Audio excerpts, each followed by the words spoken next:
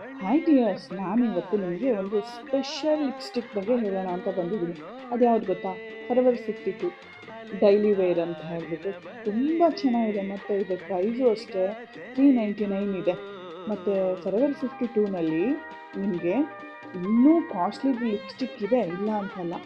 But ನನಗೆ ಇದು ಪ್ರೈಸಲ್ಲೂ okay ಅನ್ನಿಸ್ತು, ಮತ್ತು ಇದು ಪರ್ಫಾಮೆನ್ಸೂ ತುಂಬ ಚೆನ್ನಾಗಿದೆ ಅನ್ನಿಸ್ತು. ಮತ್ತು ಇದು ಕಲರ್ಸು ಅಷ್ಟೇ, ಒಂದಗಿನ್ನ ಒಂದು ಸಖತ್ ಕ್ಯೂಟಾಗಿತ್ತು ಗೊತ್ತಾ.